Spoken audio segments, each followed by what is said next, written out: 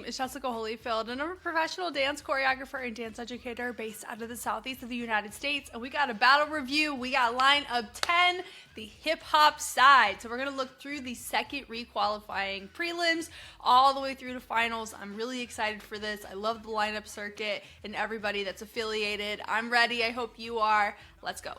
All right.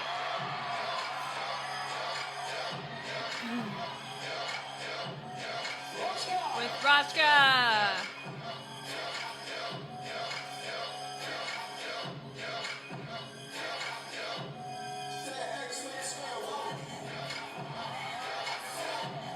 This track a lot of times you would see with light feet. Come on, pistol squat. He's like, whatever, gimmicks. Playing with it. Hey, come on, ground moves. Hey, he just bad one-ed in a hinge. That was cool. He got that French side coming up with the press up there with the feet. Who's this? Come on, so. Ooh, really interesting. On his speed changes. Usage of our stage, nice. This is a tricky track, honestly. BPM checks out. But there's this sound in the back.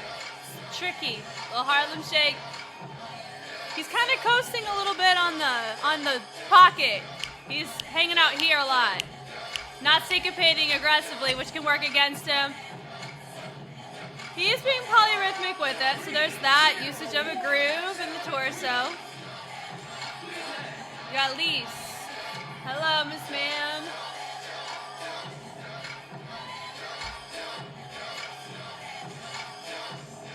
Little Harlem, hey, setting it up with the angle A, hey. Pas de bourrée. Appreciated the level on that with the tension built in, was interesting there. Whatever, boom, it. So far we have 3 people on the same track. Okay, we're coasting about right here again.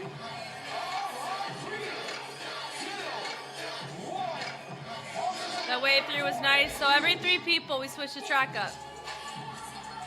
All right, Miu. Pas de bourrées. Set it out, and I know this was shot before everyone saw her on Megas. The hinge around was cool. Building it up. Good levels. Really appreciate her groove on that. Playing on the track, recognizing wordplay and taking advantage of it. She looks over, she's brushing, which is interesting out of there, yeah? Ugh, good character. How she chose to settle in it was smart. Remember, they have a kids and youth version. I hadn't seen that yet.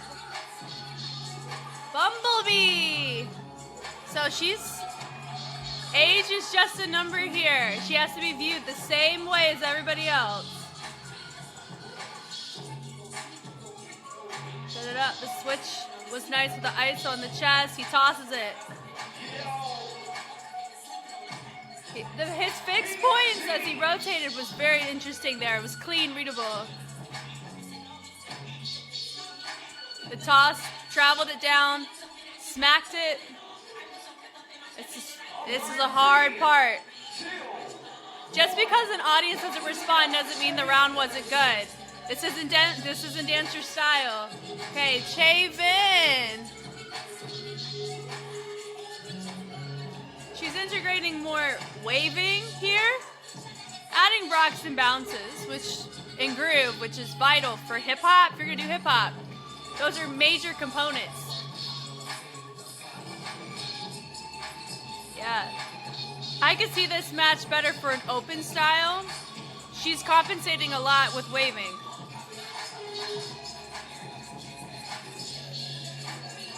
Travel Up was an interesting choice on that.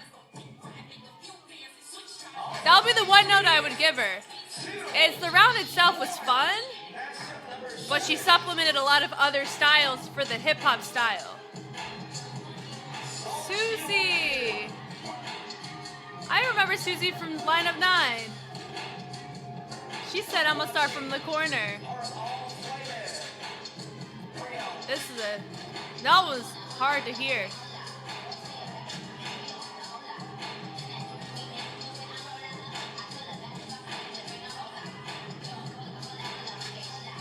Hinge arounds were interesting there. How she rested in that phrase was really nice. Notice how she's exploring with that right arm. Smart, readable, she's not letting it overcompensate for other things. That was our focal point. Speed changes. Good textures. Deegan.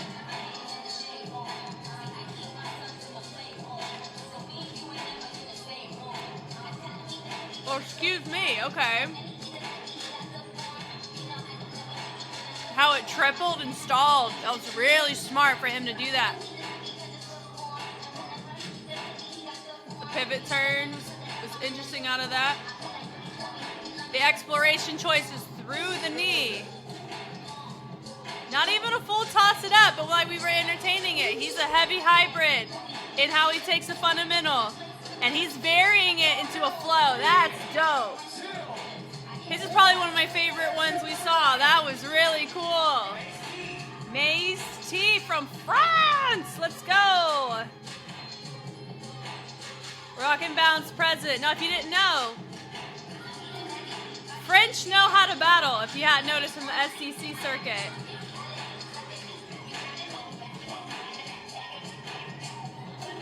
Triple through. Shaking the legato approach. Used a little bit of, not grid work, but usage of her wave. We are a bit stagnated on this with his ball changes.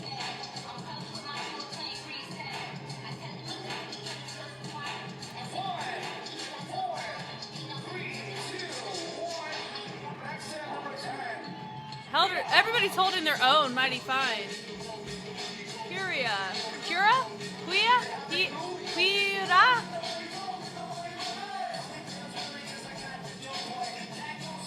We're taking a breaker approach, which falls under hip hop. Come on, you better swipe it. Ground moves.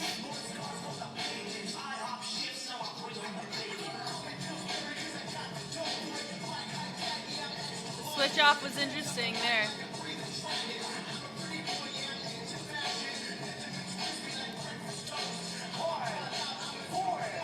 A lot of side to sides, but appreciate the usage of the floor. Balker.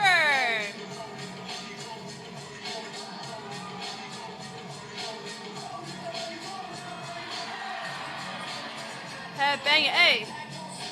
Oh, that was really nice with the switch off on that.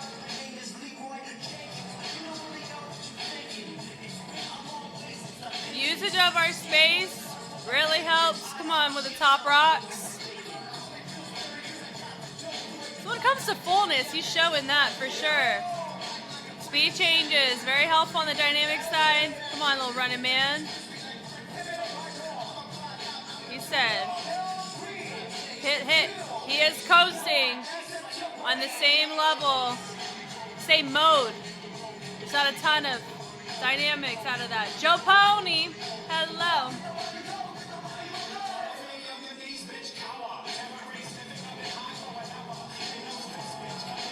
That was really interesting there with the shoulders.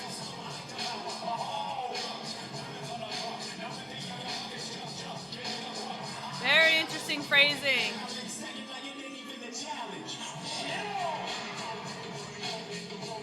It's a strong round. There's predictable phrase endings, meaning that how she's punctuating is on the predictable side, but it doesn't inherently mean how she's getting there. isn't captivating. It's very fun. Coco! This is an interesting track. Looks like Ultron's on the DJ, maybe? That is sick.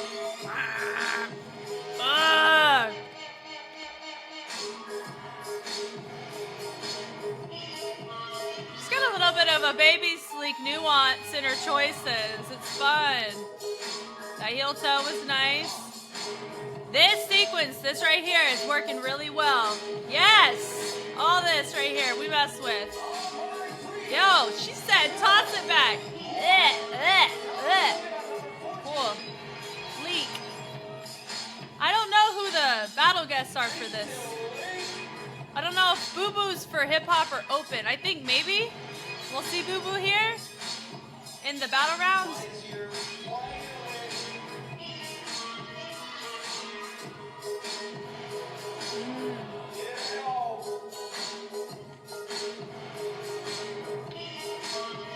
This track's just cool. Hey, that was risky. He held on to it though.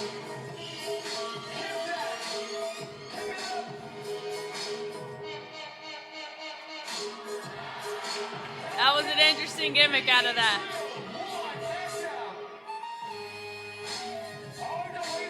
AJ, hello.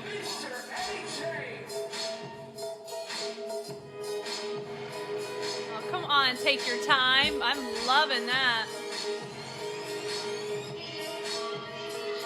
He's giving me DYM Messengers vibes, isn't it? Wow, the pacing on this is really well done. It's captivating. And he rode that horn. Thank you. Yes! Fix point that. Wow. He said in a pop. Yes. Really liked his round. I appreciate he went on his terms on how he wanted to approach it. Well done. Hats off to that. This is Rama. Rama's got a nice jacket.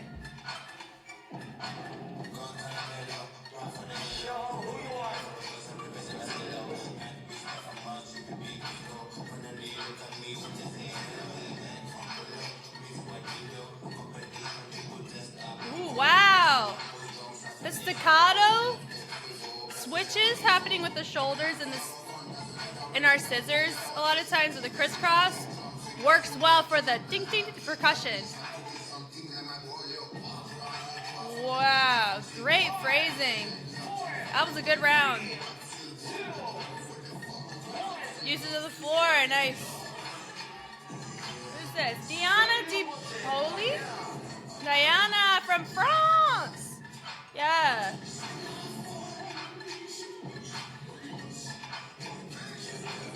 We got French coming in hot.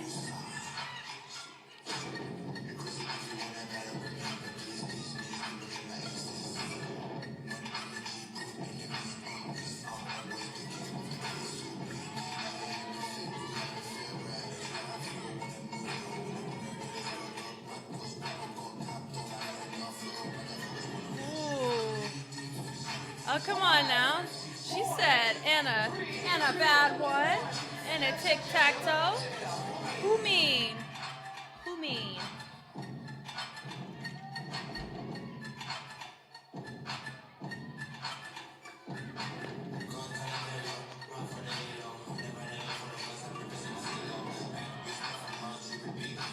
He's going on the words. Come on now. Hitting the bass, riding it. Nice. Really interesting pacing, because when you have a track that you know like this, it can either work for you or backfire because of familiarity. Ibuki touches on that in one of her videos for whacking. ISO was fun there. Rock and bounce present. Interesting choice out of it. Erica.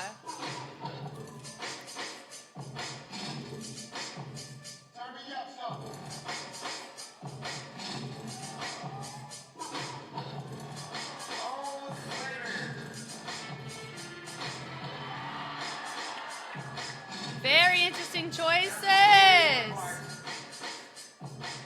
I was about to say she could have been running the risk of hybriding with other styles, but she's playing with this hard. Really nice. Yeah. She said, excuse me. So hers is a healthy balance of not compensating too much in waving or ISOs. She's using it to enhance her rocks and bounces and grooves. Come on, Ranka.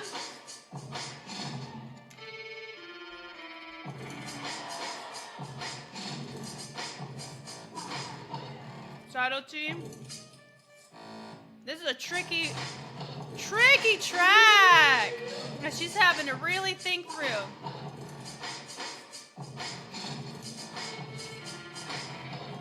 Smart choice out of it. Switch. There it is. There it is.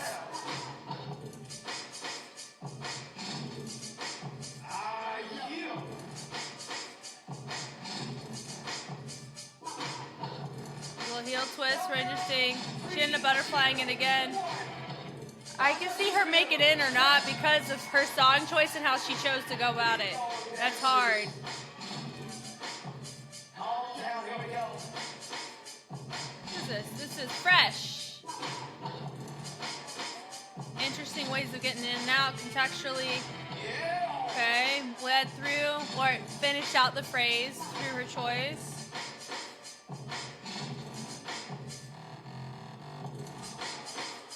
Shampoo around was interesting there.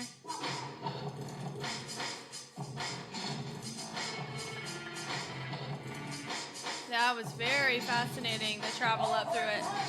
3, 2, 1. Could potentially teeter uncompensating once again. So there was a couple people, like I mentioned, where let's first start off with what normally gets looked at for battles. I've been trying to grow through how battles are judged. So I've been taking courses and talking with street dancers and people who are in those positions to be a better translator per se of why things could score one way versus another. I'm not one who's going to be emotionally upset if a particular area, like if a particular person wins or loses. It's just touching on, okay, why could they have won, why could they have lost? That's kind of my position here. So some components that get looked at that I would say are quite appropriate would be the rock and the bounce, the groove. I would say the confidence, because confidence is your currency and your skills are how you spend it. If you approach in a battle sense without any sort of confidence, then that's not going to work for you, right? Creativity, originality, and vocabulary. So creativity is an overview of how you go about your usage of the key elements that we've touched on already. The, originality, it falls into that. Like creativity and originality are kind of the same thing. It's a uniqueness to your approach. Are you coming up with your own signature movements? Are the textures and how you're approaching the track something unique that we haven't seen before? Because that sometimes when you run into a track that everybody knows and you approach it predictably, that can lower your side of creativity, right? Because it's predictable. It's not as creative because we're already saturated with that perspective. And then vocabulary would be the amount of techniques that you choose to use. Note that I was touching on, waving is not under hip hop. It can be used as a dynamic or can be used as a texture to help enhance what you're doing in hip hop. But if we were in open, it'd be a very different story. It's a whatever techniques you choose to bring, your musicality plays a huge role there, right? But because it's in hip hop, there's certain things that need to maintain as your fundamental or your baseline.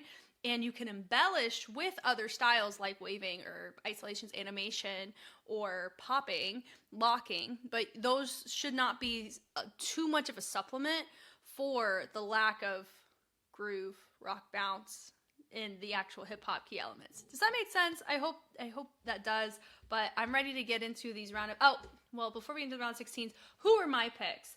I would say Rajka out the gate, very strong, very competitive. Was he a judge last year for lineup 9 in some capacity? Rajka had some really, really interesting choices. All of that there, really, really risky on his choices, worked well for him. I would say he he was a bit too repetitive for me. I can see Miyu pass because of her choices. Do I see her going super? Oh my gosh, I don't know if she would. I wouldn't give her top placement really, but I can see her pass.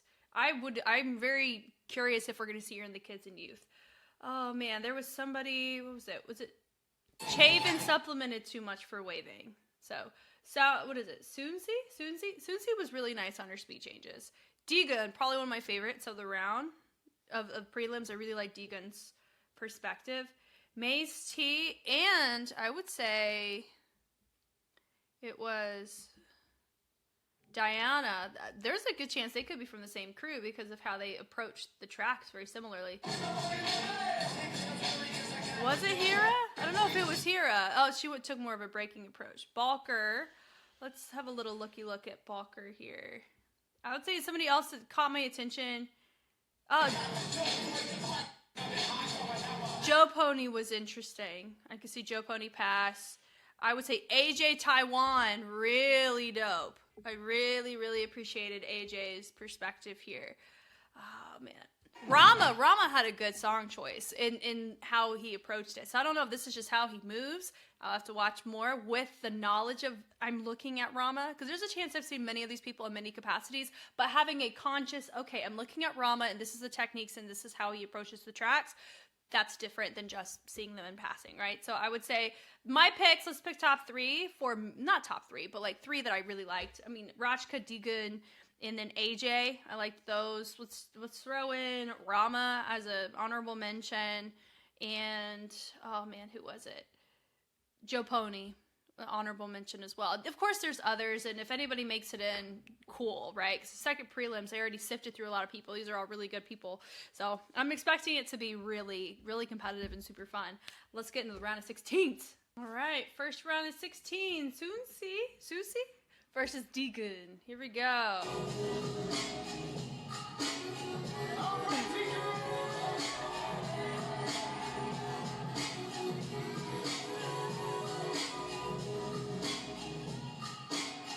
Really interesting phrasing out of that. His travel throughs, using the swipes of his hands to integrate with his legs. Polyrhythmic and mode change, speed change, playing with pockets, hitting the tone of our track very well.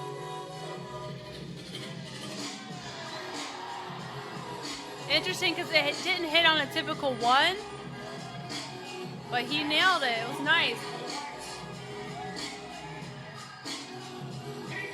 That pulse on that chest was really interesting. Resetting through the switch offs on his legs.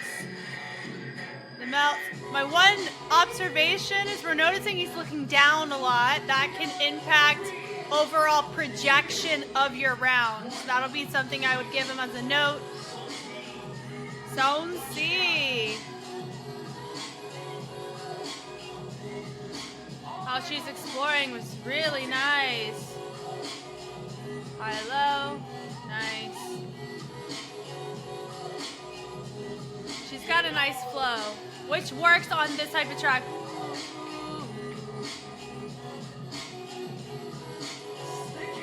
How she's choosing, her choices are on the simpler side. Not saying they're bad, it doesn't equate to that. Compared to Deegan's complexity, I can see it lean in his favor. Really nice speed change on that. Great choice.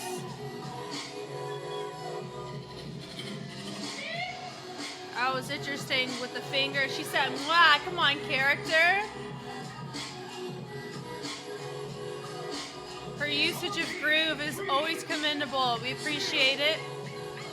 My vote between the two would lean to Deegan because both brought really nice elements to this round for each of them with the song. From a musicality point, creativity and complexity, Deegan had the leg up on.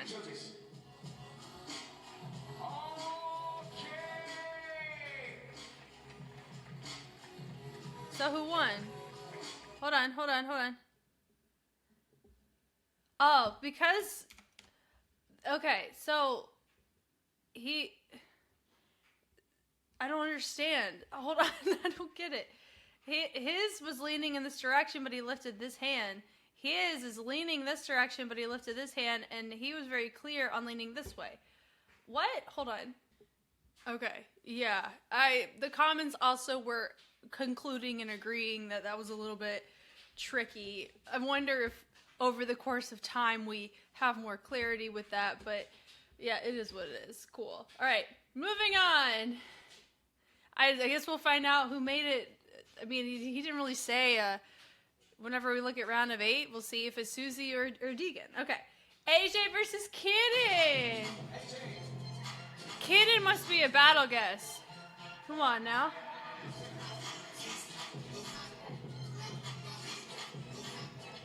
Come on now. The patience. Man. Travel through polyrhythmic. It's subtle, so the observation I'm noticing here is we're taking a very chill approach on a track that has a punch to it. We're not recognizing that type of punctuation in the track. We're remaining in a constant flow, which is cool from a complexity side, creativity side, but it can be a musicality note given for that. Musicality is not just defined off of the techniques and how you use them to the music. It's when you recognize the volume of your sound. Cool! Very interesting there.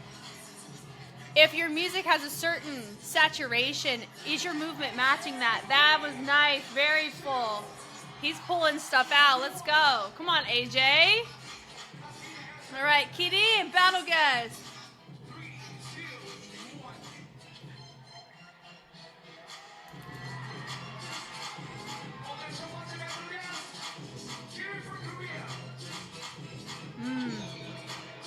Very clear. Played with the speed. Build it up. He's staying pretty stationary. Oh, there it is. There's a travel. He held it out all the way through the phrase. Nice choice. Gestural.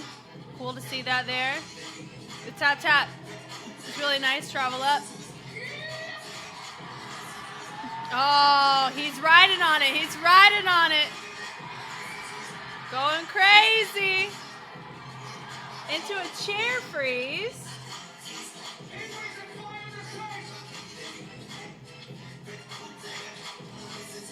Yep. Mode change. He is pursuing a lot of his choices. Centered. Really nice. Very smart for him to speed change into mode change, because that was going to be an observation I was noticing here. Brush, brush, brush. Gestural again. Okay, wow, they tied this.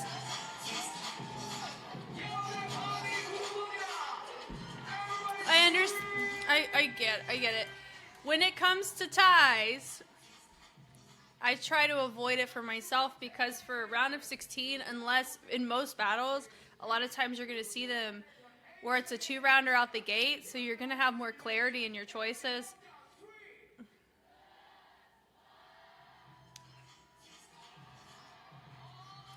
And it's just going to be onset fatigue for the duration of the rest of the bracket that's going to work against you, whoever wins or loses here.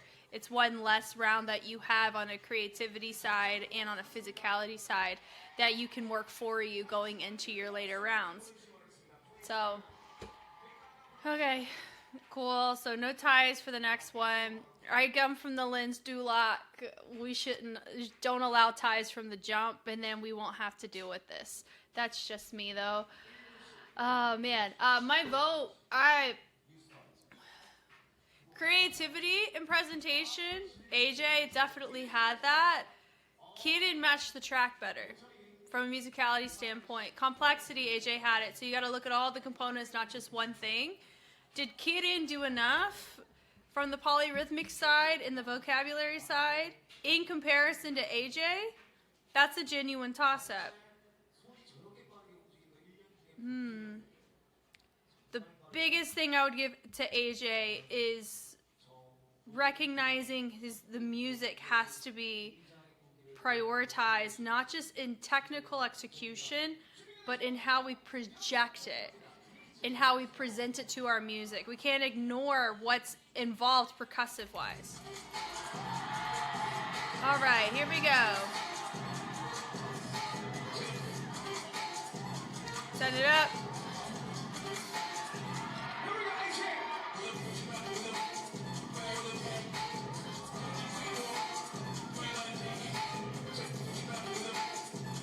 These types of battlers can be very dangerous with the fixed point. Adrian's a dangerous cat. Because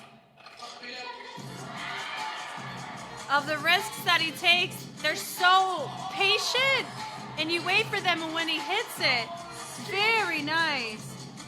He's matching this track very effectively, showcasing different vocabulary elements outside of what he's already brought.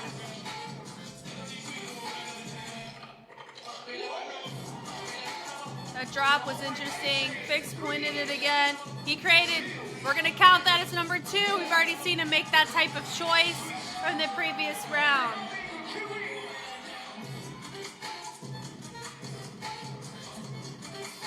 Bases. Playing with volume. This would work if that whole section would have worked if it was open style. It was very nice though. Millie on that. Subtleties on the bounces. Travel it down. He's hanging out right here in the middle. He's not moving it. He's attacking the music or approaching it. He's hitting with similar textures on the similar parts of the music. Yeah, there's no tie on that. Okay. Very interesting. Okay. My vote would go to AJ for this round particular because of understanding what the bracket is. It's a hip-hop bracket. Kidden tied, he integrated a crump posture, crump jab specific technical variants, which were cool. I would say, AJ, we're clocking. Oh, hold on. I'm not going to see who voted yet. AJ, we're clocking number 2 on that interesting on the floor move situation. That was the only thing I was able to clock, though. His setup was interesting. It's very dangerous to be against somebody like AJ for that reason, where he's able, besides the whole clocking that move, how he's approaching the music is always I'm gonna cut through it and kind of dabble like I'm just loitering at the grocery store, just picking what I want because I can. It's that kind of air and mana of existing in the space, which is really hard to combat against when you have somebody who's not playing that type of game, where they're not going to be all up in your face. They're going to be like, I'm going to do me, square up. If you want, you don't have to. Like that kind of nonchalant, I'm gonna take you out. Ooh, it's a vibe, right?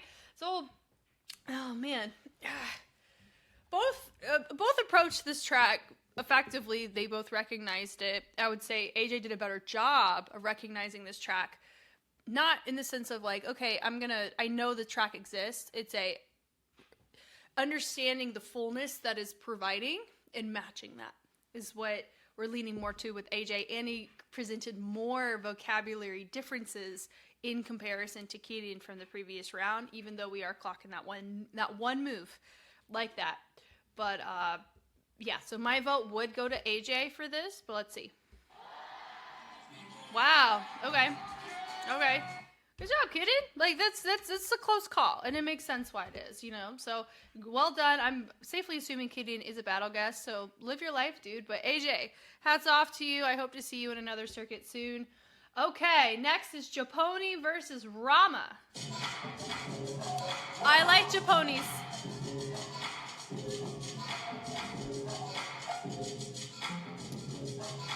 Round. Very legato. Oh, Japoni got lucky on this one too because their track at Prelims was very quirky like this. The little Harlem travel is interesting. Switch it up with scissors. The heel twist on that. Using the chest to help make it look more forward. A little jump rope on that. The turn is nice. No need for hands. It showcases difficulty. Good mode change. Wow. Wow. Wow. With a Harlem, notice the Harlem was similar in setup, but how he exited was very different. Hinging on the floor. We're playing on it. We gotta keep holding on all the way through though. Looks like we're stalling out just a little bit near the end, but that was very strong. All right. Oh wait, Rama, Japoni. Okay, yes. I picked Japoni, and I also picked Rama too. Sad that they're against each other, but I liked both of their prelims. Ooh, okay. That.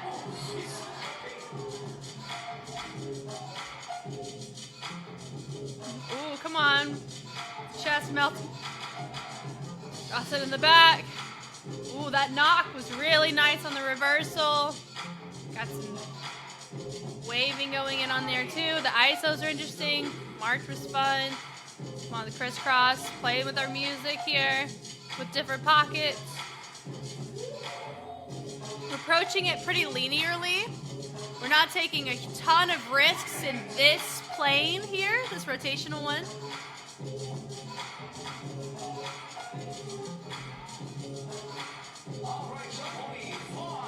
That's an interesting round. It was chill, nice vibe, good flow. Yeah, so my vote would go to, sorry, so I got the wrong names, but I did say that both would be really cool options from prelims, hopefully. I know Japoni for sure. Rama, I think so, but anyway. My vote would go to Rama for this because of the usage of different planes being explored. When I touch on that, it's we're using our kinesphere. We're not just thinking linearly, moving side to side, front to back. We're using our levels, but also how we're getting from the front to the sides to the backs and how we're exploring all of that. It was really interesting and very risky from Rama.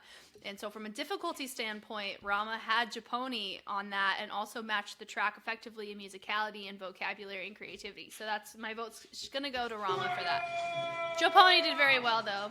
고생 많으셨습니다. 조건이 그리고 라마의 대결 탑 16 세 번째 바로 결과를 보도록 하겠습니다. 저지스 카운트다운 3, 2, 1.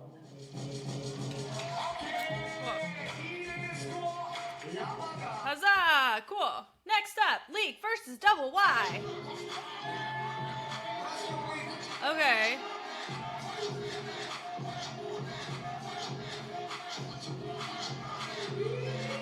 Okay. Bleeding through the phrase was a good choice. Knock knock. Okay, with the groove, uses her shoulders. Ooh, interesting how he interrupted it to drop it back down with the shoulder. Good mode change. Ah, okay. We're catering a lot of our energy over to the left side. There was a little light feet setup there. Very isolated, which helps for mode change purposes. In a monastery, a little chicken head energy, a little rev up. Yeah, so Double Y is a battle guess. I don't remember seeing her from prelims. Oh, that knock was interesting there.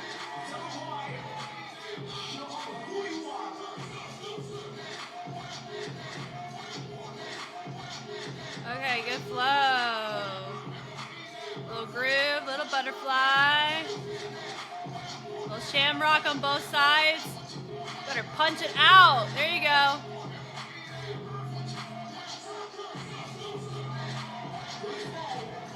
Travels to the ISOs is interesting. Knock knock with the head. That travel up was also interesting there too. Her fit eats. Come on, legato. The turn out of it with the switch up of the head. Usage of our stage is pretty decent there. Travel it through. So, how she's bleeding through her phrases or approaching her music does have a sense of predictability behind it, which can impact creativity or complexity. More so that than creativity. She held her own mighty fine. I can see it go to Leak. My vote would go to Leak for that because of the energy of the track. So that goes to projection, right? We've touched on this a couple times already. If you have a track that, let's say in the previous round, it was, Rama and Japoni, there's this quirky timbre going on in the back, tonal color, where it's like that, that like digit kind of sound. And how we approach that is very different than a light feet heavy track, which is what this track would cater more to. And so the postures of what's going to implicitly resonate with, meaning like how I'm listening to the track to how full a movement is going to naturally assume to be. Are we going to meet that? Now, there's one way of intentionally going against the grain for the sake of a risk for creativity, but a lot of times that doesn't work out if your opponent can hold it down by matching the fullness and the demand of the track. So Leak did match that. Double Y, it gave the impression that we were hitting a lot of elements. The variants were very nice, very effective, very clean, very readable. Loved Double Y's choices. But we didn't directly attack. We kind of waited around. We were kind of dodging a little bit. It was a very interesting, I don't know what better way to word it, but Leak approached the music more in in a direct way, but not so direct that it was predictable, right? Where it's like, okay, I'm just watching somebody just vomit up light feet elements. So that's why I'm going to be leaning to Leak for this. Number Y, 결과로 가겠습니다. I'll count to 3. 1, 2, 3, judges. That's fine. I've already told myself that I will probably be wrong. Like, I'm not going to be on the same page of these judges, and that's okay. We're going to live our lives.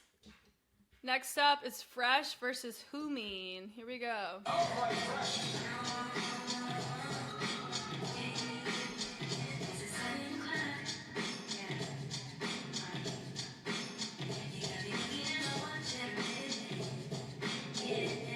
That setup's interesting.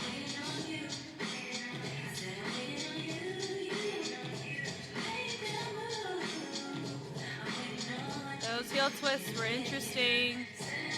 Ooh, fixed point was nice choice.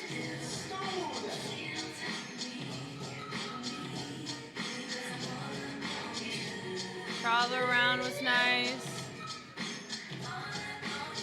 This exploration was fascinating.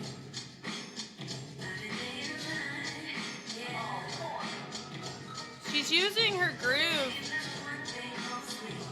She's isolating it and reversing it in a legato format.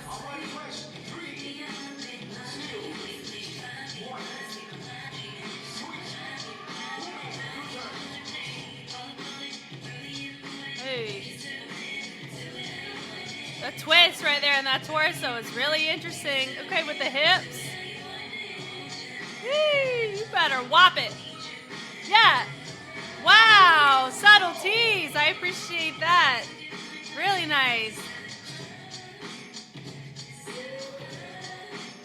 His approach is really commendable because he's intentionally matching parts of our music and making us as a viewer and a listener have to recognize those parts. That was a really nice ISO to a Harlem ISO. That was dope. He's using a lot of his chest as well for interruptions. His sways he could run into from observation. Overusing a certain groove without exploring it in different contexts within one round. For this type of track, who's that? Who Mean that just went? Yeah, My vote would lean to Humi because of the type of track it is. It has that. It's that the rock bounce and sway, and how he chose to deviate with his chest, and the isos that traveled down had a really interesting complexity element to it. But Fresh was really captivating to watch. So my vote would go to Humin for this. Because music tells a lot of information too. Cool.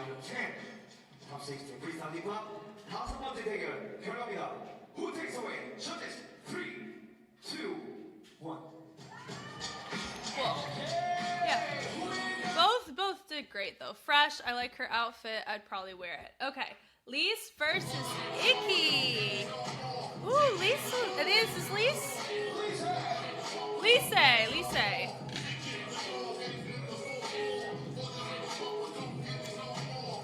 Okay. Travel through is interesting there.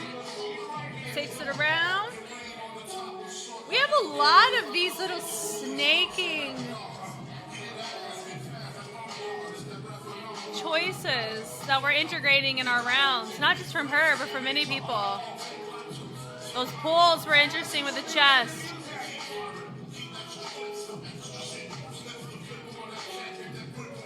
That arm swing, nothing crazy there. She's internalizing a lot of these explorations.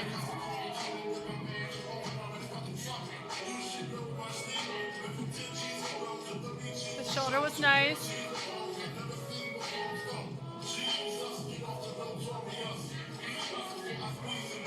Travel around's interesting.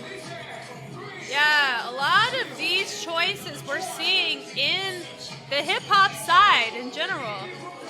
Icky. You kicked in the door, brother.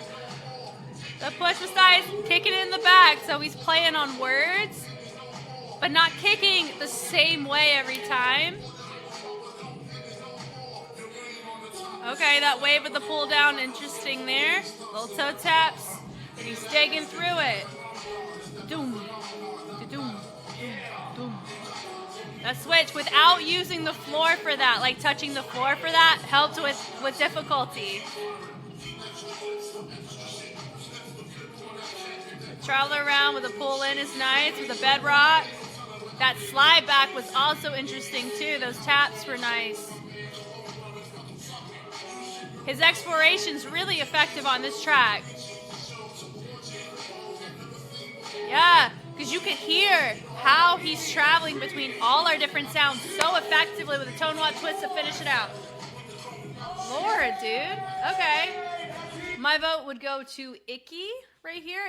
The Mr. Battle Guest, I would say out of the 3 battle guests we've seen, he was the most competitive towards the individual that I was noticing in comparison. Could it be song? It could be whatever. That's fine. Yeah. So with Lise, her flow was really admirable. I love watching people dance. I love watching them explore movement and seeing them be able to grow through different choices. We also have to remember this is a battle. So there's going to be a winner and a loser, right? So it's always better to have a winner and a loser sooner rather than later, especially if you're dealing with a tie. You're just creating more of a disadvantage for that matchup for the future rounds. I will always feel that way. And let me see. Going into this, the key differences that I was noticing would be Icky's approach to the track, very polyrhythmic. If you allow your audience and your judges the ability to hear different parts of the music in an approach and in a sequence that we are not normally ready to listen for when we just hear the song in passing. When you manipulate the song to allow us to hear it differently, that's always a really good sign for creativity. And then the usage of vocabulary was interesting. How he set up in context, in and out of his choices, was really commendable and still matched the framework of his technical background that we are competing in. So that's where I'm going to vote for Icky for that.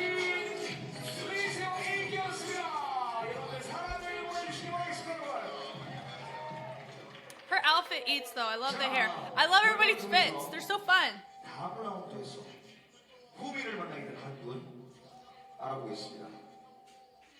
Ready?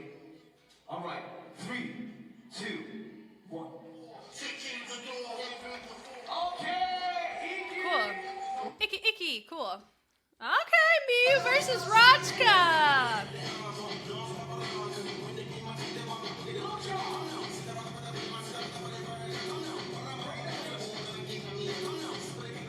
Oh no. Wow. Wow. Oh, stop. Ooh! Wow. That was risky to keep going on it, and he kept going. Woo! Hold it back. Hey, wow. Taps down. Nice! That lean into it on the foot was smart. Wow. The pullback was nice. The drop down was nice. Are we gonna jump? There was no jump. He's like, come on now. That was beautiful. Here we are. Nice. The knocks are great.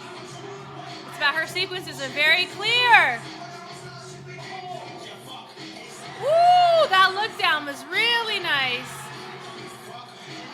Wow. Knocking it 3 times was really nice. She matched in terms of the risk taking on hitting our music. Pin it back. Is it luck? Ha!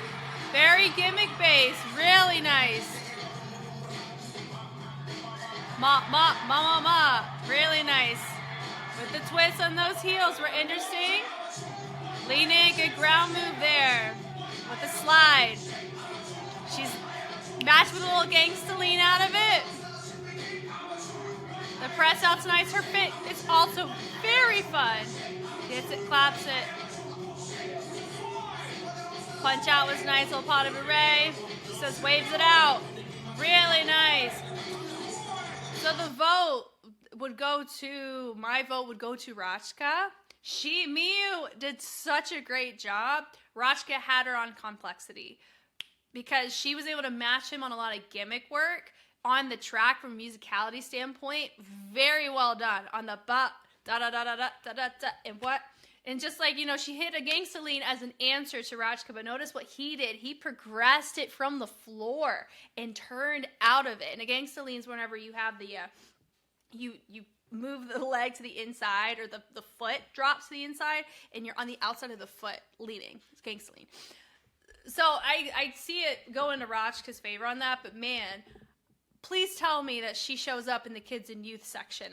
I would be surprised if she does it, because she is the only person in the round of 16 that would probably qualify based on what I saw in prelims. But this was fantastic, and what a great way for her to grow in these spaces of competing with people who have decades of experience, and she's able to hold it down with them. So I'm very much looking forward to continuing to see her grow from just being in these types of circuits.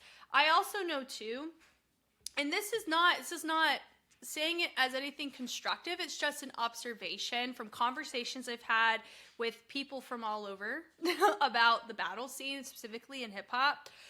The French know how to battle.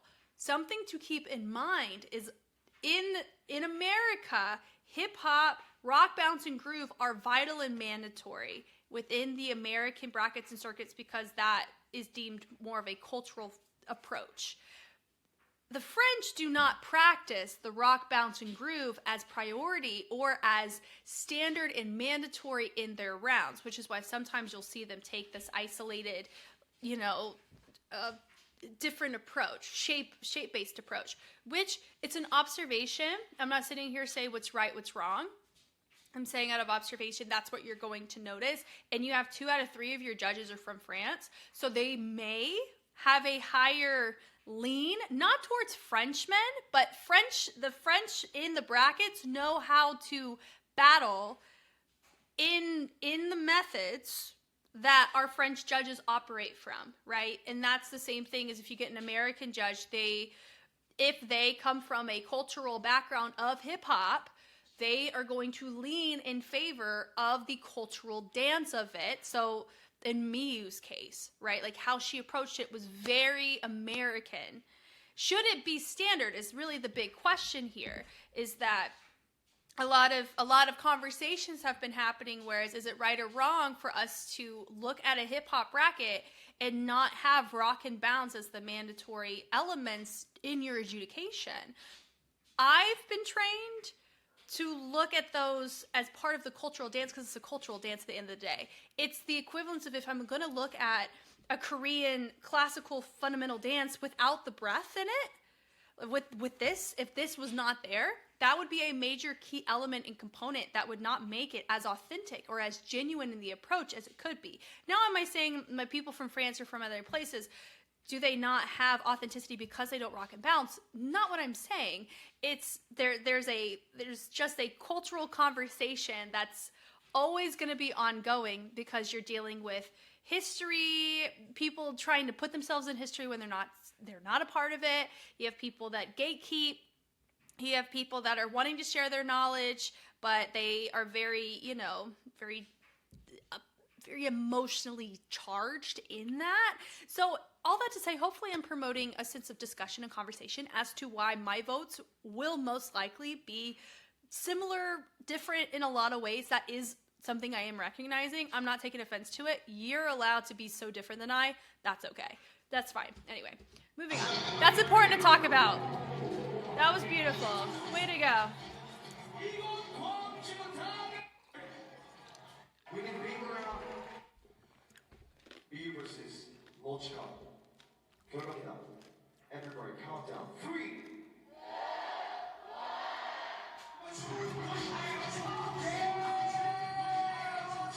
That was a fun exchange. We love to see that. Love it, love it, love it. Okay. Rinka versus KU. Wow. I am surprised Rinka made it through prelims. Not because she's incapable. It's because of the track and how she approached it. It was very risky. Okay. KU is a battle guest. Come on now. Ooh. Wow. You see, now, KU's from France. And you know she's got rock and bounce. You see her approach? Ugh. My notes still stand. My observations still stand.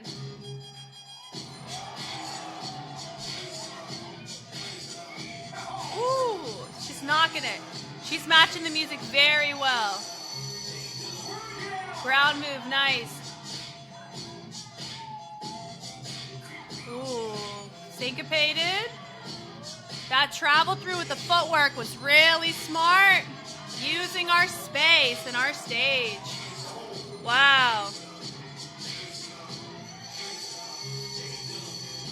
That press was smart. The travel up was nice. Wow. The reset with the ball change was really interesting. She's like, come on, respond, let's go.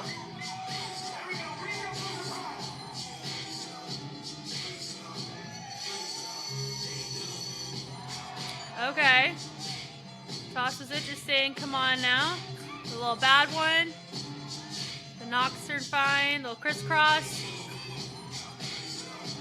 Playing with timing. That was nice.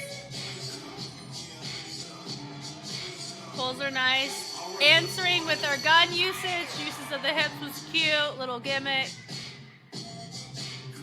Travel back. So she's using a move to finish off a phrase, which can work for or against you depending on who you're against. So she's doing the same thing again of clocking it 3 times. Not the same thing, but her timing is the same through the end of a phrase. The tap, tap, tap down's really nice there. Heel toes were nice. Come on, little penguin waddle. The build-ups were interesting there.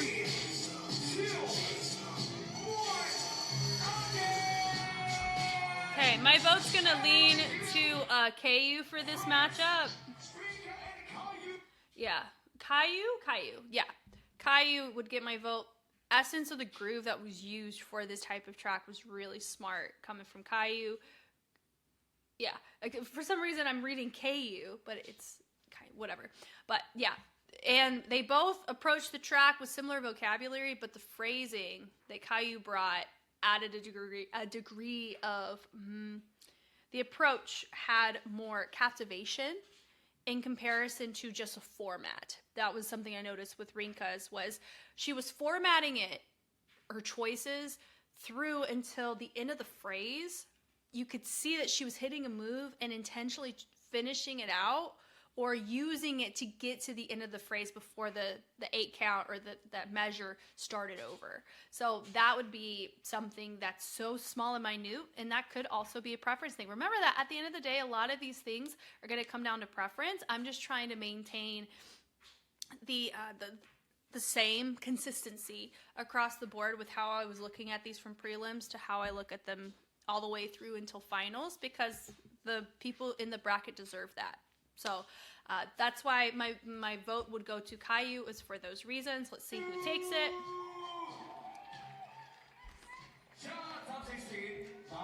By seeing Caillou use rock and bounce doesn't negate my previous observations. Remember, that's like a in the scene conversation that's happening. Not everybody from France. Not everybody from France does what I said. I'm saying that it's just a conversation that's been had in the scene. There's been a lot of heat over it, but when it comes to hip hop, especially about the integration of certain key elements that are recognized in America that aren't recognized in other continents. It's just a conversation. So be respectful in the comments about it, please. If you don't agree with me, don't shoot the messenger. Okay, that's all I'll say there. But it is time to go to the round of 8s. I'm ready. Okay, down to round of 8. Deegan versus Kidden. Spin that bottle. Set it up. Cross it up. Very nice. Syncopated on the different pockets. Yee! Tell him off. Come on now. Nice. Okay. Landing could have been cleaner. That was really dope on the fixed point turn, though. How he's exploring is gimmicky. Taking his time on a speed change out of that. Catching that. Good mannerisms. Still polyrhythmic. I love that. He's matching that. Smart. Heel toe with a touch. Hitting that hi-hat. Yep. And what helps is that we didn't hear that hi-hat until then. So he was on the money from the jump. All right.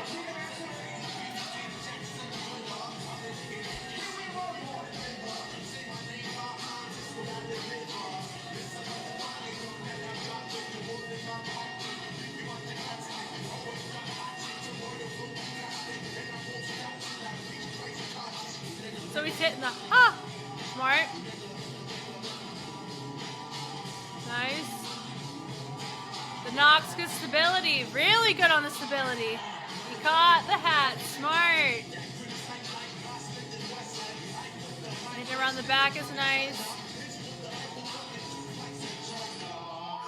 He did double, not quite as clean.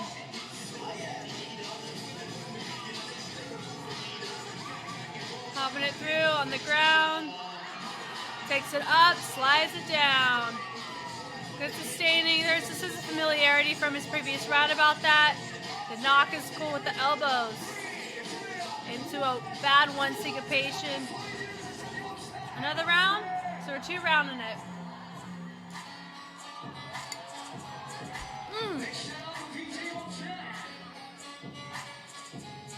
God. Ultron's freaking fire as a DJ. Yes. So we're looking at different flows. The tone needs to be different. That's sick. Wow, come on, polyrhythm. He's not letting what he did up here influence the lower body unsolicited. The toss with the wave is sick. That was cool. Woo! He said he's clocking it. Wow. God, his ear. He's killing it right now. Bringing it back, traveling back. So notice he's using waving to help with the legato state in his approach, but he's not solely relying upon waving to get his point across. Look at this. Oh my God. Filthy Deacon. Wow. That, oof, really nice. His wave is very readable too. Fingers were prioritized in that.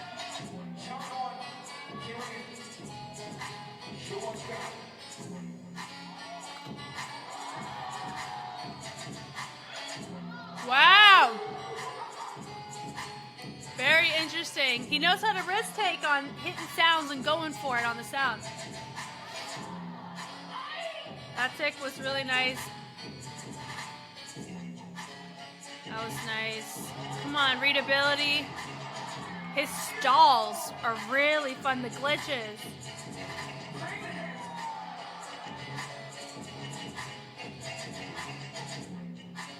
Nice. He ends up doing that little lean situation before.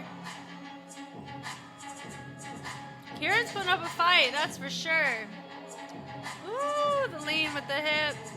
The ISOs are really nice. The kick was cool. He lifts it up. Nice. Ding, ding. Cool. My vote would go to D-Gun with the 2 rounds. Sheesh. For tone setting, D-Gun did a phenomenal job on that, and his introduction of new techniques or how he chose to phrase was fresh in comparison to his previous rounds, which, of course, we're not solely relying upon whether or not somebody does something new or not within a bracket, but something that we have to keep in mind is whenever you're doing something up here in like a round of 16, you don't want to just keep replicating it in the future rounds, because all you're doing is lowering your creativity and originality, because you're too reliant upon something that your body is already saturated and you've already shown us visually. And you need to square up and continue to innovate, which is really hard to do. Nothing that I'm saying is easy. That's what makes these so enjoyable to watch, because everybody is doing such a great job being a practitioner and being great at what they do. So my vote would go to D-Gun for this.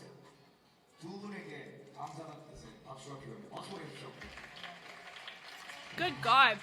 All time. That track. Wow, wow, wow, wow, wow, wow. Filthy.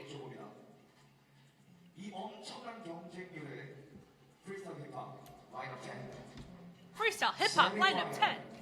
준결승으로 가게 될 한 분 알려주십시오. I'm counting 3. 1, 2, 3. Clean win to D-Gun. Oof, that was great. Okay, Ramalama versus Double Y. Okay. Hey, top of rounds. Interesting out of that. Rooftops, little crisscross out of it. Come on! That was dope. That travel up with the shoulder. This one has that quirk in the track. Yeesh. Speed change. Levels. Moves on the ground. Little dolphin. Interesting. I appreciate that he was starting to integrate that sound back in before he came up. His phrase bleeds are really interesting. Subtleties are great. Knock on the shoulders. Fascinating. Yep. So he's using a sense of rigidness to justify a bounce. It's not really rocking either. Come on now. So it looks like these are going to 2 rounds, which don't bother me one bit.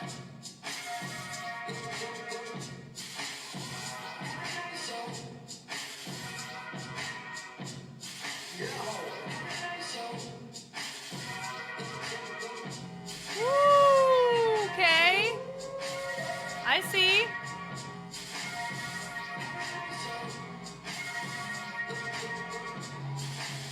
a stronger round from her. Nice. She knows how to syncopate. It's really smart. From a texture standpoint, Rama's got her. But from a density of fundamentals, she's squaring up hard for that. That was strong from her. Music change.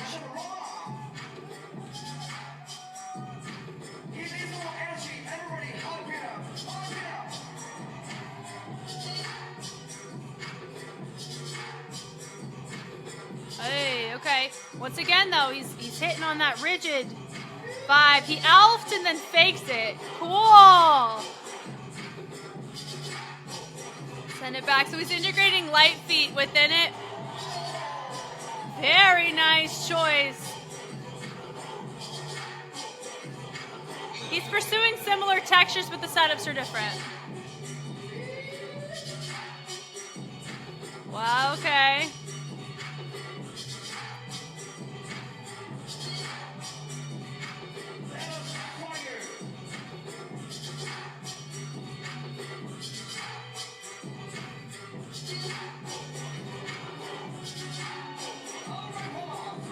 Interesting.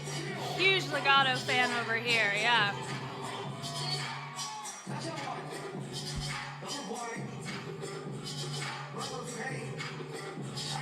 Alright. So Rama tone shifted, but not an aggressive amount in contrast to the tracks. She's leveling up here.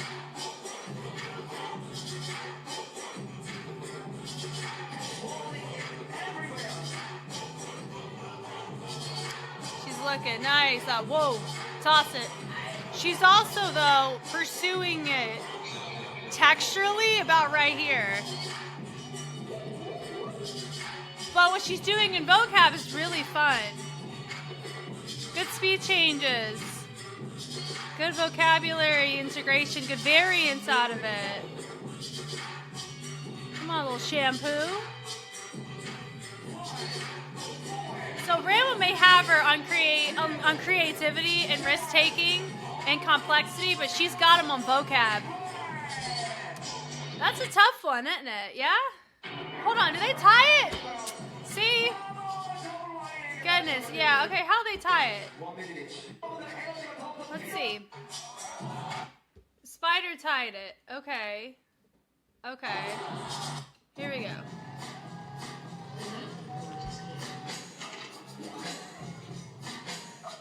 Oh, this one's got quirky backbeats. Uh-oh. Rama knows how to play with those. Oh, those knocks on the knees are smart. Because when you have quirky sounds like that, you have to quirky tone set. And you have to provide variants that match that on a musicality front. And that's exactly what he's doing. Really nice, Steve Martin, out of that. Ooh. Woo, that travel through was interesting. We've already seen him do those steps, but the context of it was different in the posture. Different timbre too.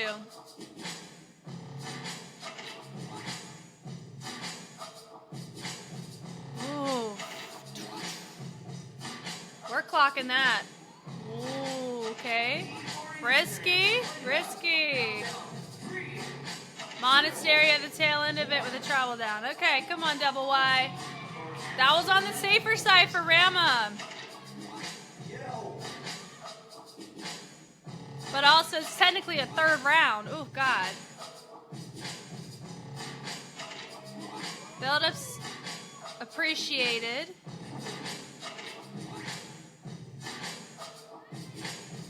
Ooh, that swirl was really nice.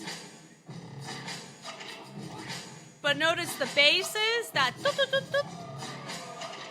she's hitting at times for the timing, but she doesn't have texture in her choices that match it to the degree that he did. That was a really cool moment that she just did there, though. We're going to recognize that. That was cool. Yeah, Rama's got her on texture for a track like this. That's so needed because they can both, he matched her way better here. Yeah. Neither showed fatigue, which is good. Neither showed fatigue. Rama brought what was needed in terms of the creativity to the sound, and he approached it very effectively, which is something that I like the fact that we're clocking that with him. Whenever you see him take on a track that's got a little quirk backbeat, he knows how to ride it because of how he integrates his groove in his extremities and in his choices, and how he syncopates and how he matches on this timing. All of that he knows how to, his risks work well for tracks like that.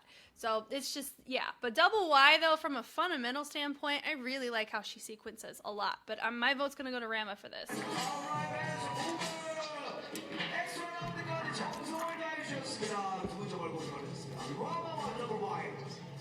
No dive.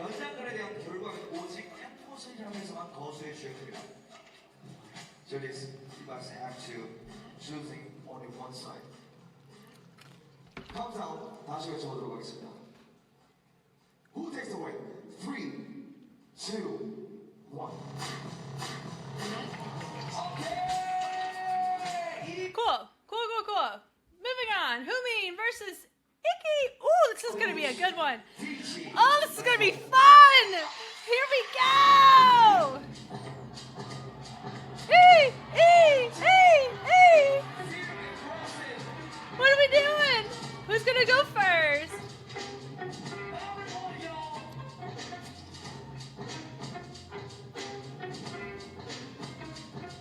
Oh no, not my quality and my internet being crap. Hold on. Starting it over. Let's see if this quality's better. Here we go.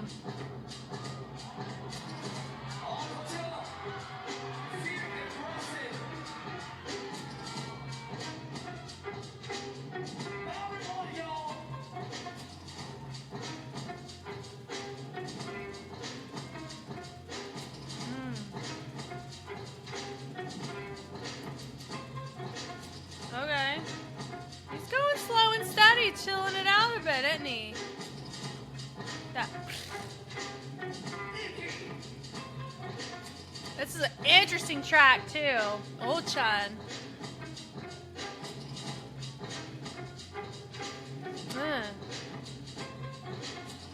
Oh.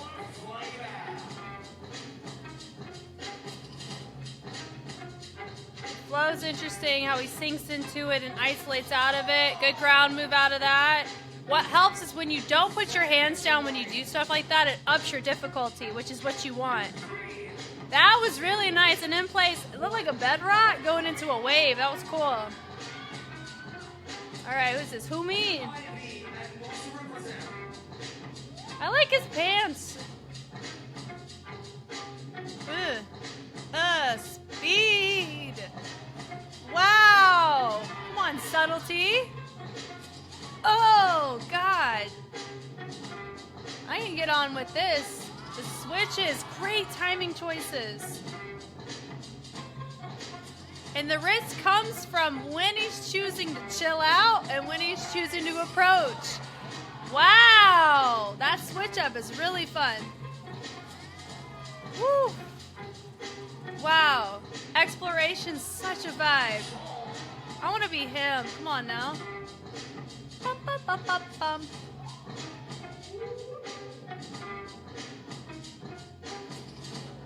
You got lots of hopping in play, which this track has that percussion that can help you with those hops.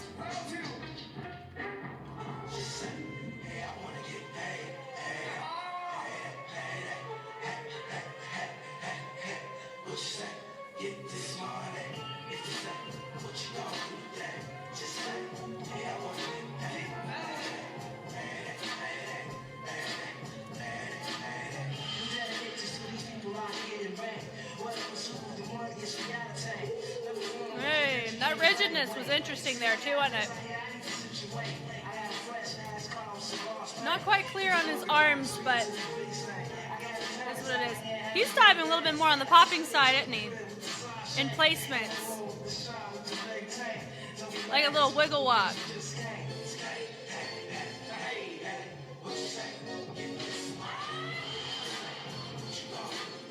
He's approaching.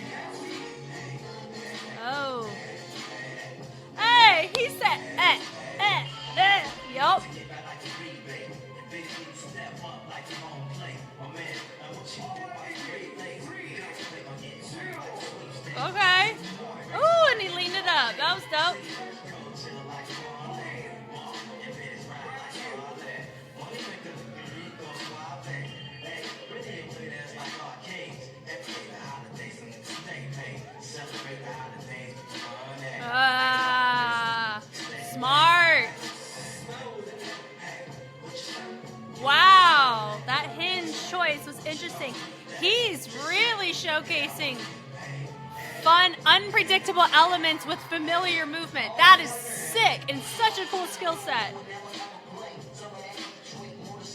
He said, oh, wow. Ooh, them hops were hopping. That was cool. Wow.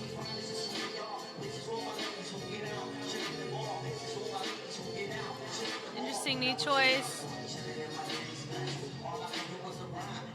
The scissors. Wow. Okay. Icky's got texture, but who mean? Oh my God! From the unpredicting elements of what he's doing is so familiar, right? Like you see the rock and the bounce, and you see the running man, and you see all of those things, but how he chooses to phrase and sequence them is so unique. I really, really appreciate that. It's so captivating because you're like, how is he getting in and out of his choices? It reminds you a little bit of Old Chan during the SMF, battle side, right? But that's a completely side topic. But my point, though, is I'm heavily leaning to Humin here for the reason of his timing was so complex in how he chose to approach it. It was really hard to track. That's a great, great quality to have. Vocabulary, both had it. When it comes to texture's not really a main component, but texture can help in promoting creativity. Itchy has that for sure. Both very competitive. I'm surprised that, out of all the ones that have been recognized as ties, I could have seen this one be taken to a third round, but my vote's going to lean to Humin for this.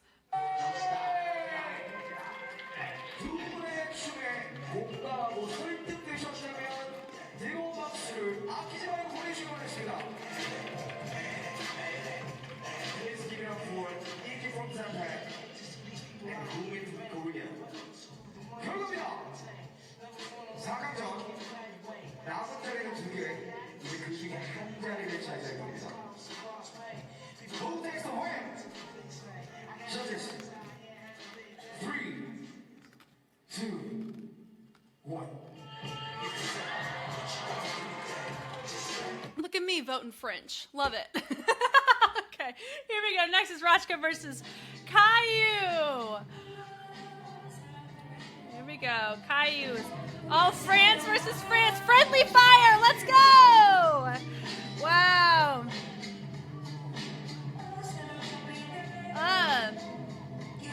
Come on, Flo.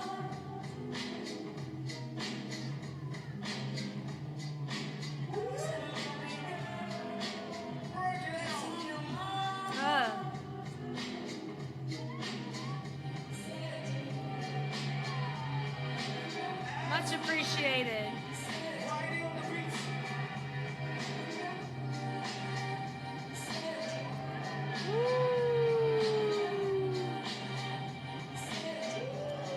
Really appreciated these choices.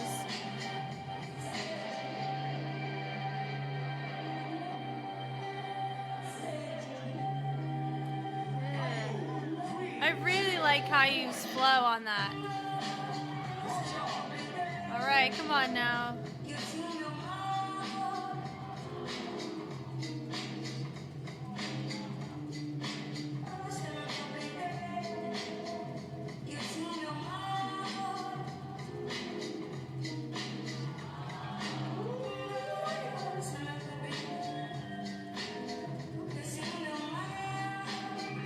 Oh, yeah, that traveled through with the chest to hit the ding-dings were nice.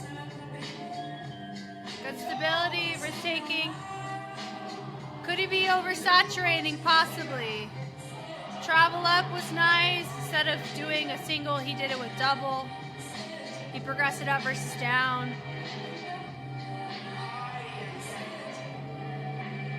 It'll come down to the second round. Caillou. I'm leaning Caillou for this first round when it comes to flow. He's got complexity, though. But there were moments where his complexity oversaturated the pace of the track. Who integrated from a musicality standpoint more? Caillou did on that first one. This is going to be in Rachka's favor, this track here. Let's see. What are we doing?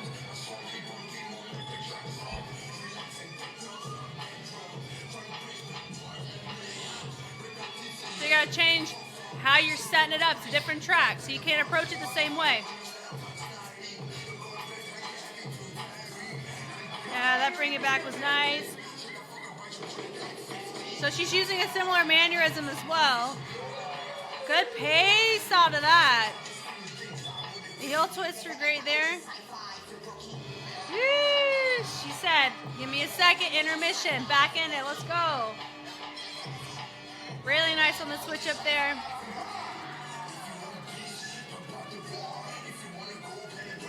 Oh man, she's holding her own so well here. I can see Rajka really pull crap out of this though.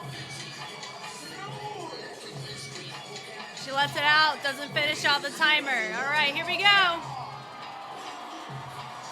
Oh, ew, ew, ew! What a tone set!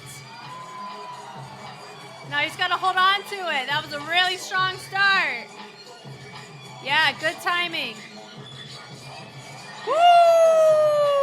Wow. The sustain. Look at the risks he's taking on this. Good stability check. He is upping her in complexity, in risks, in musicality, tone setting. Now, granted, Caillou had a little bit of a leg up over him on the first track.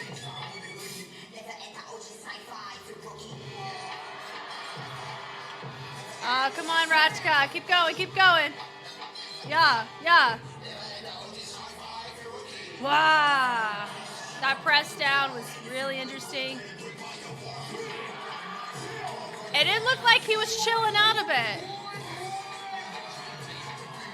Yeah, it did look like he was like, okay, we're kind of done. It's not saying he's fatigued. No, it's his approach just kind of descended, decrescendoed, and just kind of finished. And he was just kind of waiting for that timer to go out. Now, Caillou, if it was just isolated to the first round, I could see Caillou take it because of her approach. Rajka held his own mighty fine. He tends to, right? But I still stand by what I said in the first round. Second round, Rajka did significantly more if you're measuring, where if you had Caillou a little bit up here, Rajka in that second round was like here in terms of complexity, musicality, despite having not a stalled out finish, but it wasn't as punctuated, and we let the energy not properly regulate. It was up, and then we kind of just let the energy lull out, which he's allowed that endearment. That's your choice, that's your risk, right? So my vote would go to Rajka for this because of that second round was so much more enhanced compared to the first round.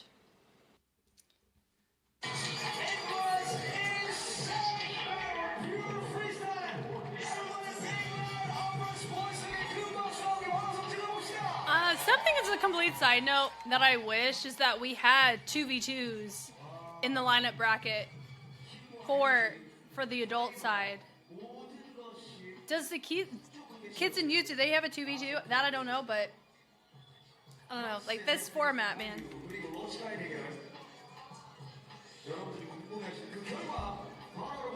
All right, who takes it?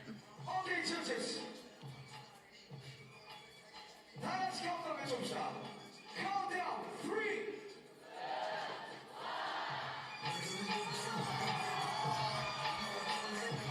Ooh, a lot of times if you get 2 out of 3 people tie it, then you just take it to a tie, but that was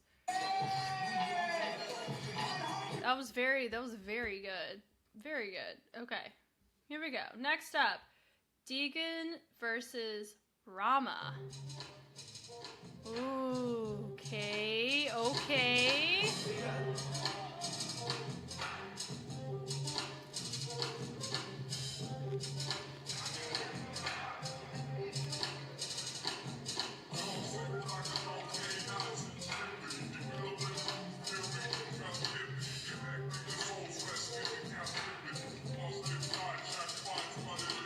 Hey, okay.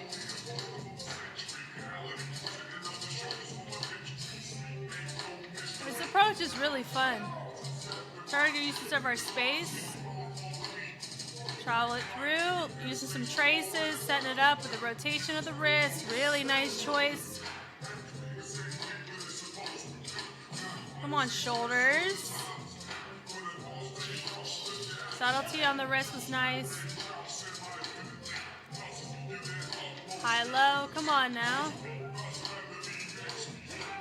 Making a little box step, huh?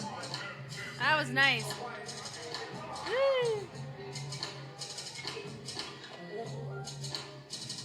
Now both have to combat making sure that we're not replicating or overusing certain concepts or ideas from previous sections of our bracket.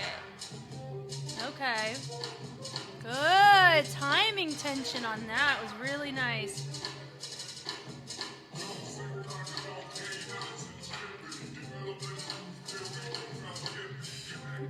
Crisscross is nice there.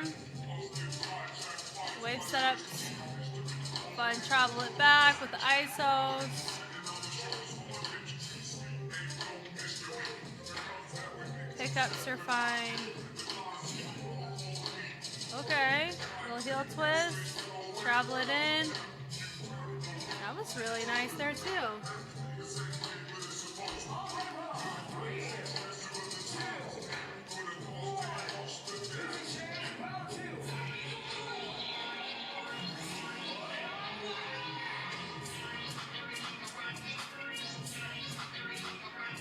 We got a weird sound, which Ram is good at hitting. If it was just off of the first round, Deacon would have taken it. Let's see. See, what does he do here? Plays around with timings. Different mode changes. The ISO, that polyrhythm was sick. Come on now. The build was really nice. The pulls are nice. I'm catching it. I'm hearing it. Woo! Oh, God! Did you hear how they catered to the music with the pitch? Golly! Oh, he's playing with it. Oh, God! He hinges it. Ooh! Pulls. That push and pull was nice. Yep. Nice from Deegan there. All right, come on, Rama. I know I switched between Rama and Rama. I'm assuming it's Rama based on what Dulak said. Ah, nice. He's got distance.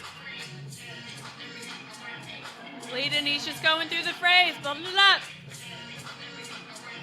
Good tension out of it. Interesting choice. Okay, working with our music. I hear it. Come on with a little reject. A little dolphin out of it. Just twice. These gun pulls are very interesting with the shoulder.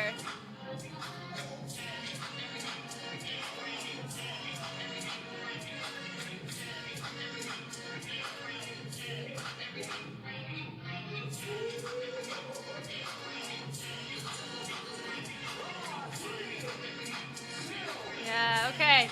Wow. Okay. From a vocabulary polyrhythmic standpoint of how his mess was phrased, Deegan did a phenomenal job on both tracks. Wow, that second round was insane because of how he chose to build it and risk took to deviate from how it was building to still keep the nuance of the motion to get him built up that hit that part of the music so well. That is such a highlight moment. Wow. Rama, I mean, fantastic work getting up to this point. And even here, he held his own mighty fine.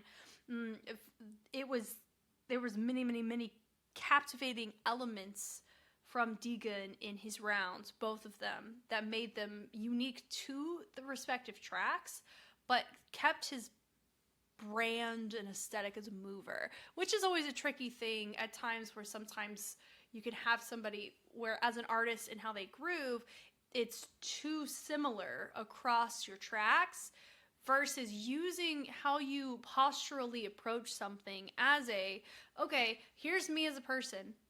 I'm hearing a camel locking track, so I'm going to approach it with a camel locking mindset, but I'm still going to stay true to me and vary it and phrase it the way that the song speaks to me.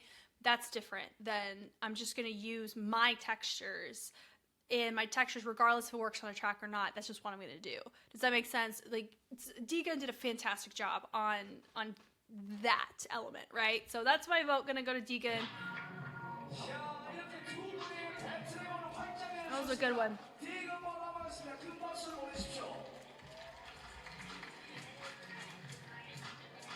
결승전의 대결 첫 번째 댄서 알아봅니다. 600명의 참가자 가운데 이제 2명이 남게 되고요. 그 중에 한 자리입니다. 제네스 3, 2, 1. Yeah, that was good. Okay. Humin versus Rachka. Oh my god. Hamele. Oh, here we go. What we doing?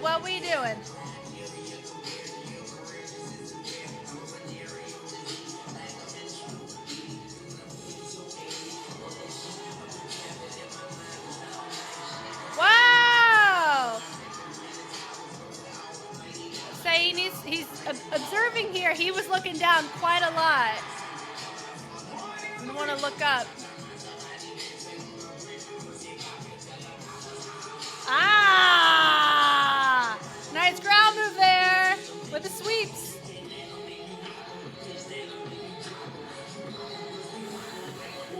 The knocks are really fun because it's a knock in the track. Leading through the phrase was interesting. The heel toes are really nice to our timing there. All right, here we go, Humi.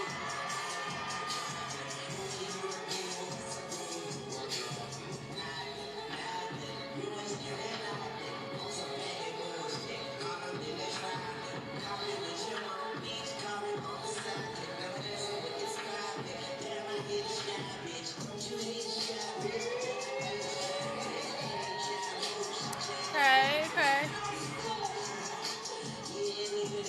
The pulls are interesting there.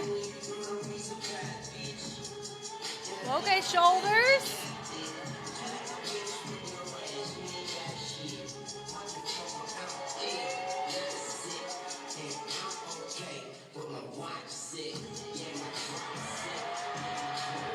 That tension was dope. Musicality. In tone, outside of pocket, in on timing, it's going to go to Rachka. He held his own on vocab. Rachka had him on every category, though. Oh, man.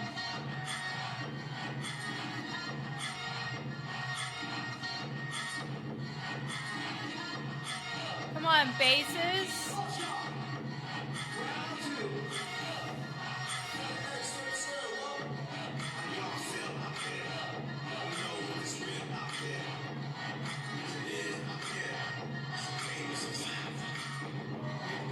Really nice choices out of that.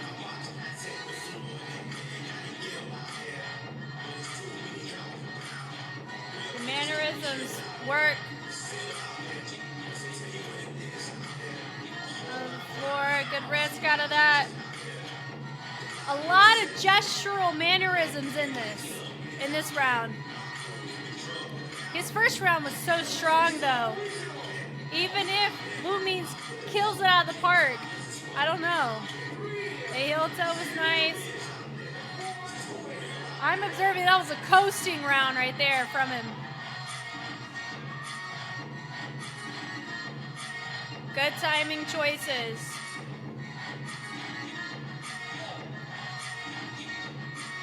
That stall was really cool.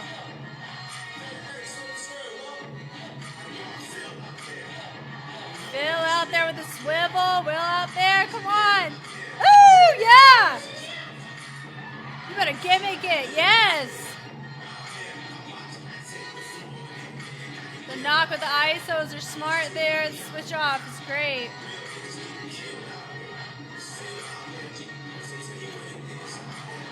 Really nice. Said we talking. Let's go. Oh, he tossed it. Wow. With this ISO, it was interesting there.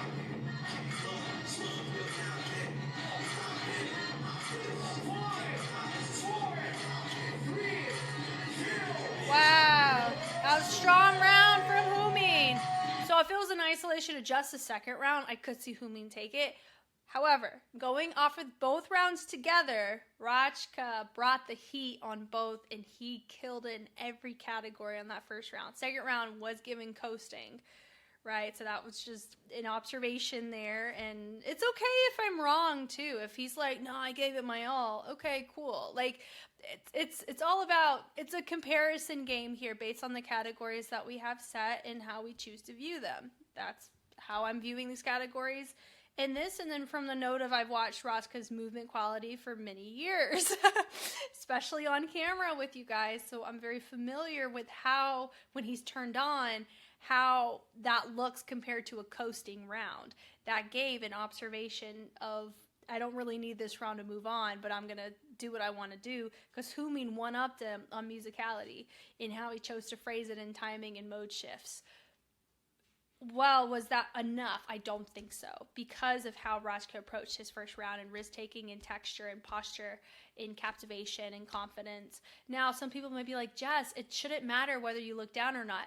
I understand that in theory. To a lot of times, if you see somebody like feeling themselves in the moment, I get that. But sometimes, depending on what you're trying to justify, having it look down is a habit that can give and imply at times, not saying all the time, I'm not saying Rachka was the one that actually came across this way, that I'm not sure, I'm in my head about making my choices. There's a lot of psychology that can go behind how we see somebody when we perceive them looking down, right? There's a lot of that kind of connotation, and you're dealing with humans as your judges, so sometimes they are operating out of assumption in a lot of ways. So my vote's still going to go to Rachka, but Humin put one heck of a second round, though, for this.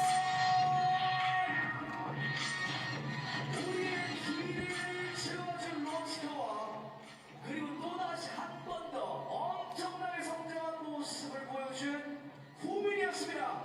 두 분이 금방 시작합니다, 여러분. 야, 이제 남은 자리는 하나입니다. 결승전에서 디건을 만나게 될 한 분, 누가 되든 굉장히 흥미로울 것으로 예상이 됩니다.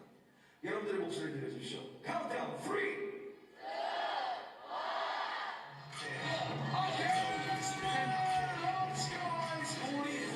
Okay, cool. Yeah, makes that makes sense. All right, final Deegan versus Rachka. So it looks like what? Two rounds? I guess. I don't know. Here we go. What we doing?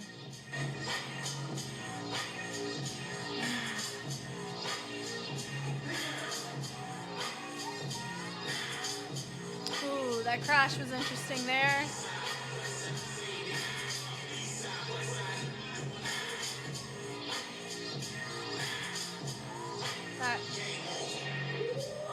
That triple was interesting.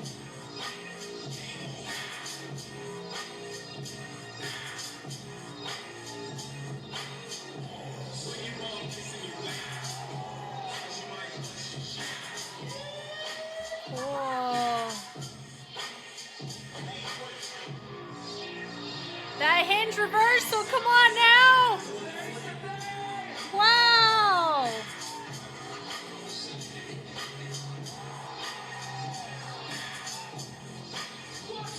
Woo! What Rachka may one-up Deegan on is going to be texture and creativity and how it's utilized. But let's see.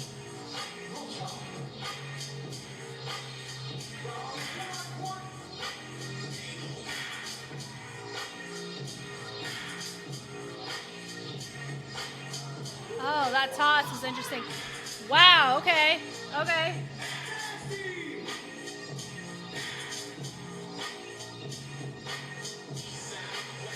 East side, west side. Millie's. Woo!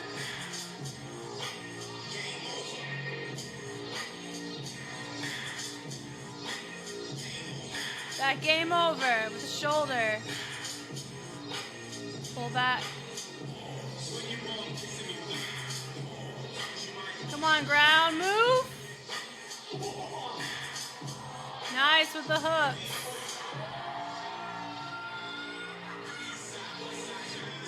The sequence was cool.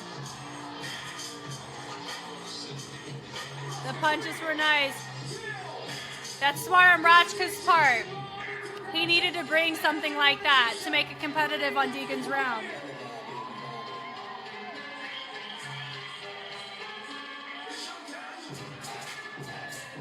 Ew, Ulchan, this track. Look at the grimy percussion. It's industrial. In fact, Edge.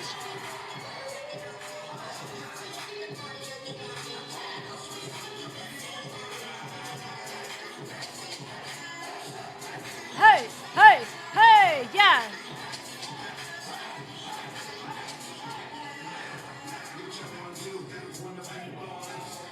Oh, is that Kiki in the back watching? Okay. He is repeating some of our lower body setups, which, if in a different context, that's fine. Are we waiting until the time goes out? Come on now. Don't look tired. Okay. Here we go. Right.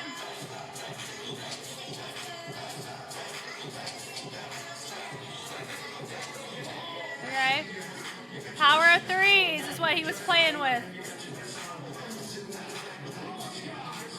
Okay. He's integrating a little bit of light feed in there, which makes sense. Chalaron is interesting. Oh, with that shoulder. Oh, mannerism Harlem. Yep. Double is really nice. Feeling himself. Let's go. Oh! Come on, camera, getting that shot too. Wow.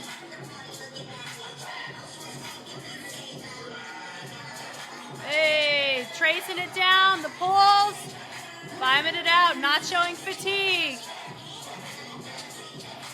Oh, that was the chillest tic-tac-toe. Wow. Okay, so I can see Rachka take the win for the whole thing. Because Deegan had the vocab, Rachka had the essence, and that is something that can be measured to a degree, where if you think about the type of tracks that we're given and how we approach them in posture and in texture is I equate it to the cultural description of, you have adjectives to describe words. That's how I approach texture to movement. Your movement's your noun, your adjective's your texture, right? And dynamic is universal. That's how I separate them. Where dynamic would be like your speed change, your technique change, so mode changes, that's dynamic. And then the usage of your punctuation, but how, like your tone, like how you come across to the nuance, right? That makes it very artistically competitive. That would be where your texture comes in. Both tracks had a Rachka texture, had an advantage to it. Deegan's vocab was incredible on this, where he held it very well. Rachka did what he needed to do, is really what this comes down to. From that previous round that we saw, he didn't need to really go for it in that second round, and you saw that reflected here. He had a risk take a little bit there to compensate for not approaching the density of grooves, rocks, bounces, polyrhythms that we were seeing from Deegan, right? But he had it on a mannerism standpoint, from a character, confidence, projection, usage of our space, those things. But he also added risk, which helps in the difficulty. So my vote's going to go to Rachka for this. But I would say Deegan, he had probably some of my favorite rounds in general. Both of them were awesome at prelims. So it's really cool seeing them here battle it out. So I'm ready to see who takes it.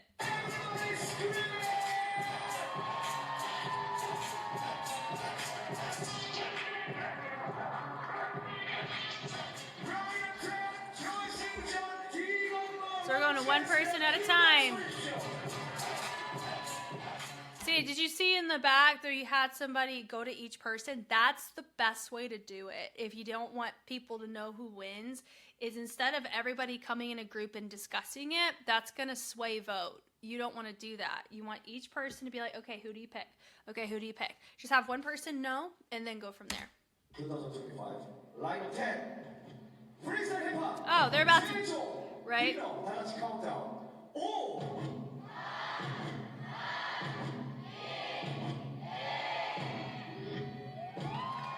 Yeah. And no, it's not because he's French. So I want to say that too. Yes, 2 out of your 3 hip hop judges are Frenchmen. I'm saying Rajka won this round. To how I looked at the circuit and how I looked at this sequence of brackets, Rajka won that in the isolation of the 2 rounds. Now, if you're putting Rajka's best round versus Deegan's best round, that may be a different story, right? But that's not what this is. Based on the 2 rounds of the finals, Deegan also ran out of steam, and you saw that reflected in his round. That's just, it's plain and simple as that. And it's okay that happened.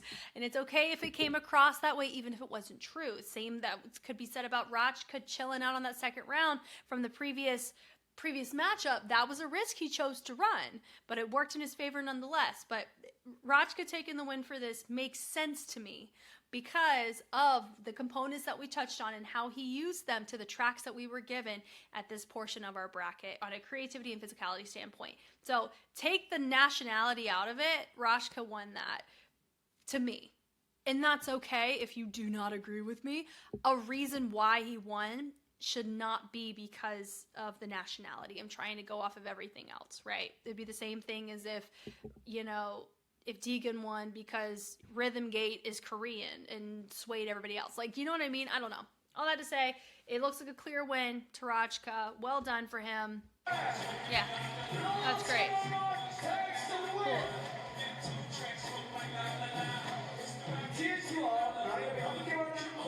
That was great. Come on with the lineup, Bomber. But yeah, I had a lot of fun with this. This was really nice to see some familiar faces, some fresh faces, seeing other nationalities represented from Taiwan and China, Japan, France. France was heavy hitting here, which is cool. So it was nice to see different people just present and enjoying the space with each other. I will most likely, the next will be, I got Popping and then Locking 7 Smoke. We have Open, and then there's a good chance we may tackle the kids and youth because I heard that was really, really good. So I hadn't watched a kids and youth equivalents of any battle bracket on YouTube before. So this may be the first inaugural season we do that. But I had a lot of fun. Thank you guys so much. Shout out to Ochan. When you got a good DJ, which is what I would extend here, that leads to really good matchups, which is exactly what we were able to encounter. So cheers to him. And I also think it was smart beginning a round of 8s to go with the 2 rounds. I think we could just do 2 rounds from the jump from round of 16. It makes it easier to make a decision, in my honest opinion. So, but yeah, y'all know me, I know you. I'm Jess, and I will catch you in the comments and on the flip side. Bye.